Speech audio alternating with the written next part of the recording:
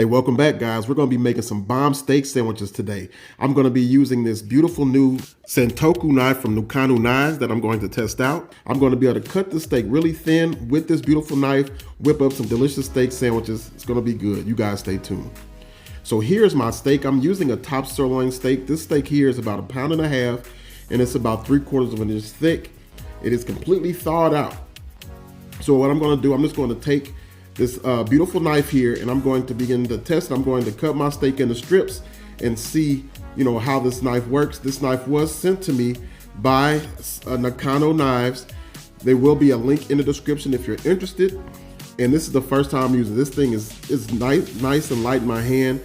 It's super sharp right out the gate. You can just test it and see how sharp it really is. And I'm going to show you when I cut through the steak. Now, as you can see, I'm barely putting any pressure on this knife as I'm going through this steak. Again, this steak is about 3/4 of an inch thick, about 1.5 pounds top sirloin, and it is cut through it like butter. Now, generally, if I'm using using a whole piece of steak to make a steak sandwich instead of like pre-bought steak meat, then I will have it semi-frozen. But this, like I said, this steak is completely thawed out. So just in order for me to be able to cut through it as thinly as I am, that lets you know how sharp this knife really is. And again, I'm not having to put any pressure or anything at all like that on the steak in order to cut it. And you can see this, how thin it is. And I could probably go thinner if I wanted to. And if I had this steak partially frozen or par frozen, it'd be even thinner. So right off the bat, I love how sharp it is. I love the control of the knife, the shape of the knife, and it feels good in my hand. It's not very heavy. It's weighted very well. And I think it's going to be a great knife to my collection. So again, nice and beautiful, and I'm enjoying it so far. So what I'm going to do, I'm just going to continue to cut up my steak. This is going to be a simple process here. The seasonings I'm going to use on my steak is going to be real simple. We're going to let it marinate in just garlic and onion powder for about an hour or so. Then we'll season it with salt and pepper when we cook it. I'm kind of really be mindful of the amount of sodium I use in my food, so I'm going to be careful when I do that. All right, so I've got all my steak done, and you can see how thin and how beautiful it looks.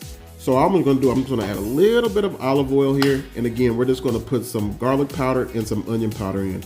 I'm going to go, with a nice little coat in it. We're going to mix it up, and we're going to throw this in the fridge for about an hour or so in order to allow those seasonings to kind of penetrate the meat some. We're going to keep it really, really simple here when cooking it. Again, I'm trying to be really, really mindful of the amount of sodium I use. So this is just a good way to impart flavor without adding a lot of salt to it. Again, we're testing out this knife, and so far I love it. It's going to make a beautiful accompaniment to the knives that I already have. I will have a custom link in the description box as well as the link if you are interested in it. This knife here is $69.99, and there was a 10% off coupon I will put in the link as well. I've preached about how important knives are and having a good sharp knife is, and this one definitely fits the bill.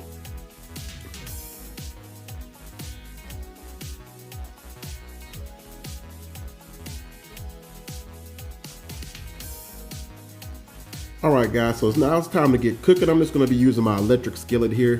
I've got it set at 350 degrees, and it's a non-stick skillet, but I just want to add just a little bit of oil at the bottom of it just to ensure that I have nothing to stick. And I'm using some pepper and onion medley that I got from the grocery store for my peppers and onions. I love peppers and onions in my steak sandwiches. If you're not a big fan, then don't use them, or if you want to use fresh, you could do that as well, but I'll just being a little lazy today, so we just use frozen. I'm also going to be adding some banana peppers to mine. I love spicy banana peppers in my steak sandwiches, so we'll be adding that a little bit later down the line. I'm going to put a little salt and pepper on my veggies just to help let them sweat a little bit. Then we're going to go ahead and let them go for about 2 or 3 minutes just to start getting them thawed out. All right, guys, so we've allowed these vegetables to cook for about 2 minutes. Now we're just going to go ahead and add some of our steak here. I'm just going to put in enough that make me a couple sandwiches. I'm not going to use all the steak. So it's probably about 8 ounces or so that I'm going to go ahead and put into my skillet. And I want to put it in and try to have it all touching the surface. I don't want to have it all in one big clump, so we just want to spread it out as best as we can. Then we're going to go ahead and season it up with a little bit of salt and pepper. and let it cook for a little bit. This is real simple. You can see I didn't add any extra oil or anything to my skillet. I want to get a nice sear and color on the steak. And again, this is a non-stick pan, so I don't want to have it. Sometimes if you add too much oil in there, your meat, I have a little bit too much liquid and almost boil instead of searing. And I want it to sear to have a good, nice little crust and color on my steak.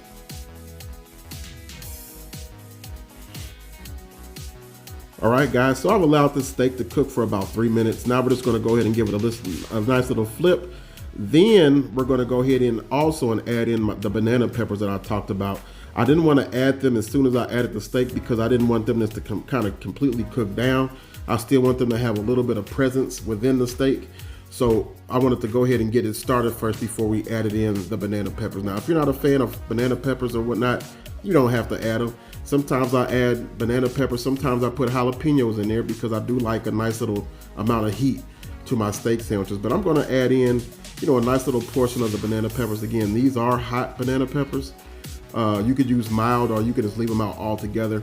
So now once I add them in, we're just gonna continue to let the meat cook down a little bit. This is top sirloin. You don't have to cook it well done. You could cook it to a medium or a medium rare, however you like your steak. You could do the same for your steak sandwich. All right, family, so we've let it go another 4 minutes or so, and you can see how this steak is beginning to caramelize really, really well. Good color, and it's just about ready to roll. So now it's time for us just to start building our sandwiches. I did toast off a couple mini hoagies off camera, and that's all we're gonna do. I made up some tater tots to go with it, but it's really just that simple. Now, if you wanted to add cheese, you could go ahead and put some cheese on top of this at this point and get your cheese all mixed through, but I don't like cheese like that, so I'm just gonna have the steak sandwiches and I'm going to top it with some jardiniere as well.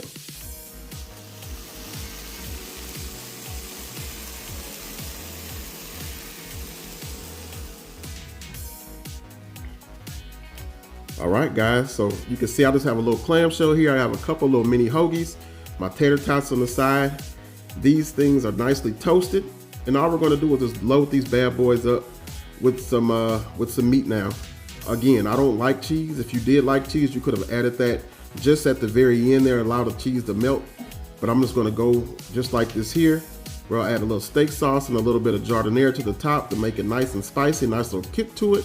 And that's gonna be our lunch for today, guys. Super simple and super delicious, super easy. Again, you can get whatever kind of steak you want. This was top sirloin I used. You could use a strip steak. You could use ribeye for even more tenderness and flavor, but this is going to be bomb. Again, we did test out this beautiful Santoku knife from Nakano knives.